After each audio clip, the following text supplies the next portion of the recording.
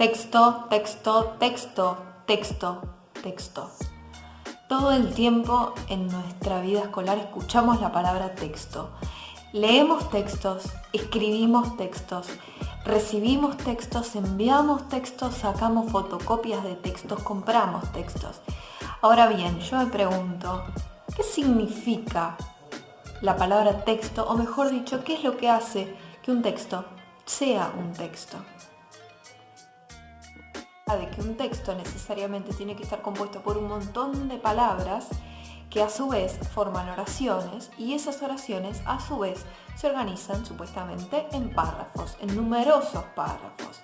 Ahora bien, yo los pongo en la siguiente situación. Ustedes están caminando por la vereda a la mañana muy temprano y de repente de la vereda de enfrente sale una mujer corriendo despavorida de su casa de la que además sale humo por su ventana, y esa mujer sale gritando la palabra fuego, entre comillas. Yo les pregunto, ¿esa palabra por sí sola es un texto o no es un texto? Para responder a la pregunta, primero tenemos que remitirnos a la definición de texto. Según su definición, un texto es una unidad de significado que tiene sentido completo y que además es el vehículo principal de la comunicación, es decir, que sirve para comunicarnos, ¿no? Esta idea de que tenga un sentido completo implica que un emisor, es decir, quien emite ese mensaje, se dirige a un receptor, quien recibe el mensaje en un contexto determinado, y que ese receptor es capaz de entender lo que ese emisor quiere decirle. Entonces, teniendo en cuenta esto que yo les digo, poniéndonos nuevamente en la situación de la mujer que sale de su casa gritando la palabra fuego, les pregunto, ¿les parece que esa palabra fuego significa algo para quien está pasando por la vereda de enfrente y ve a esa mujer gritando la palabra fuego? ¿Podemos entender qué nos quiere comunicar esa mujer a través de esa palabra? La respuesta claramente es sí. Es decir, yo puedo comprender que esa mujer está intentando pedir ayuda porque su casa se está prendiendo fuego, ¿sí? Yo, emisor de ese mensaje, puedo entender en ese contexto lo que esa persona quiere decirme. Esto nos lleva a la idea de que un texto no necesariamente tiene muchas palabras o está compuesto por muchas oraciones, sino que muchas veces basta una sola palabra para que conforme un solo texto. En clases anteriores estuvimos trabajando con un tipo particular de textos entre todos los que existen, que son los textos expositivos. ¿Por qué nos focalizamos en los textos expositivos? Porque son los que mayormente leemos en nuestra vida escolar, aunque también leemos textos narrativos, por supuesto. Los que leemos en la mayor parte de las materias son textos expositivos. Entre todos habíamos llegado a la conclusión de que esos textos expositivos sirven para dos finalidades u objetivos concretos.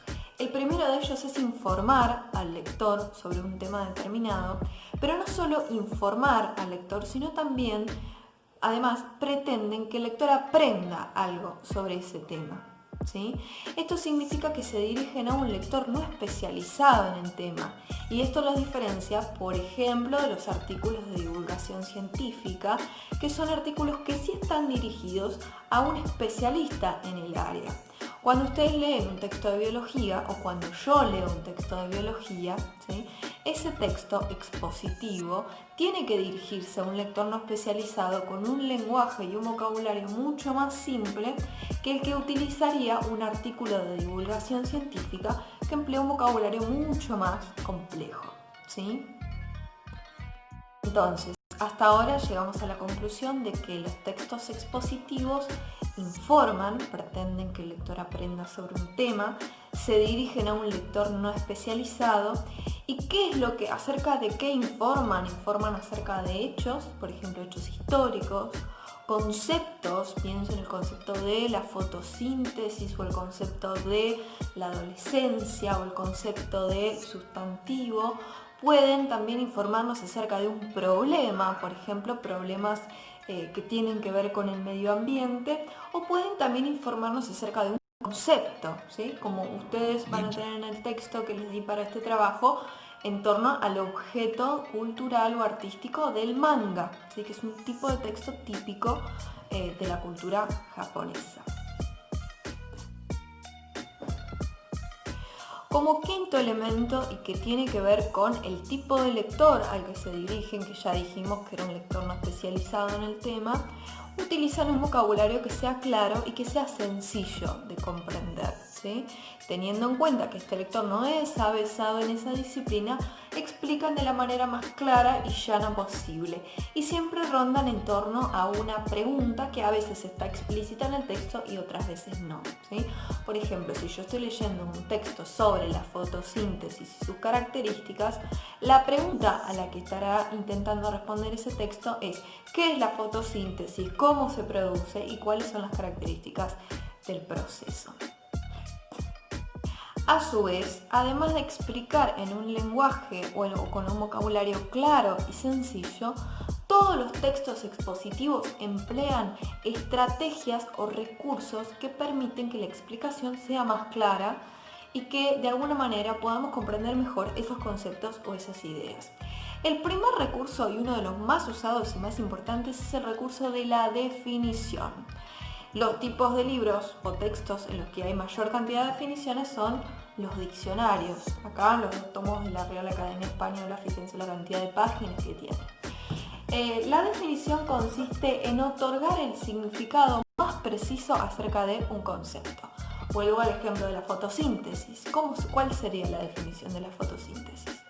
Es un proceso en el que la planta produce sus propios nutrientes y lo que sea, ¿sí? Es decir, yo defino un concepto de la manera más precisa posible. El segundo procedimiento o recurso explicativo es la comparación. ¿En qué consiste comparar? Consiste en establecer similitudes y diferencias entre dos o más objetos. Por ejemplo, ¿yo puedo establecer similitudes entre estos dos objetos? Sí. Puedo decir que los dos son vasos y que además los dos son verdes. ¿Puedo establecer diferencias entre ambos? Sí.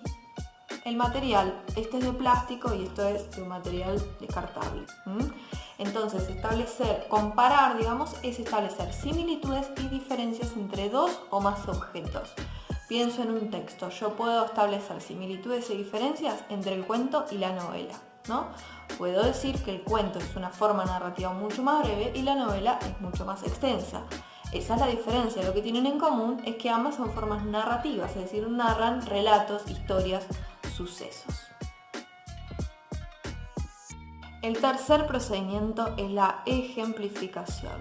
Todo el tiempo estamos dando ejemplos cuando queremos explicar cualquier cosa a la gente que nos rodea. Ejemplificar es otorgar un caso puntual de un concepto general. Por ejemplo, yo estoy diciendo, me encantan las películas de acción, punto seguido. Por ejemplo, El Llanero Solitario y V de Venganza, que son dos películas de acción, ¿no? Entonces, El Llanero Solitario y V de Venganza son casos puntuales de un concepto general. Estoy dando ejemplos particulares de un concepto general que vendría a ser películas de acción. ¿Cómo reconozco la ejemplificación? Porque habitualmente siempre va a estar incorporada dentro de la oración el conector, por ejemplo. El último recurso explicativo es el recurso de la reformulación. ¿En qué consiste reformular? Consiste en explicar algo nuevamente, pero con otras palabras. Por ejemplo, cuando yo estoy dando clases, explico un concepto y alguien no me entiende, lo que utilizo es la reformulación, es decir, vuelvo a explicar ese mismo concepto, pero utilizando otras palabras, ¿sí? ¿Cómo reconozco la reformulación en un texto? Voy a encontrar expresiones como en otras palabras, de otro modo, es decir, ¿sí? Son todos conectores que nos permiten introducir reformulaciones, es decir, nuevas explicaciones que emplean otras palabras. Cerrando entonces la idea, los textos expositivos son simplemente un tipo de texto dentro de todos los que habitualmente leemos, pero además son los textos que más leemos en nuestra vida escolar o en nuestra vida académica. ¿Para qué nos sirven? Para poder aprender sobre ese tema, para informarnos sobre ese tema a través de un vocabulario claro, sencillo, adecuado, pero a su vez con un vocabulario específico de la materia a la que pertenece ese tipo de textos.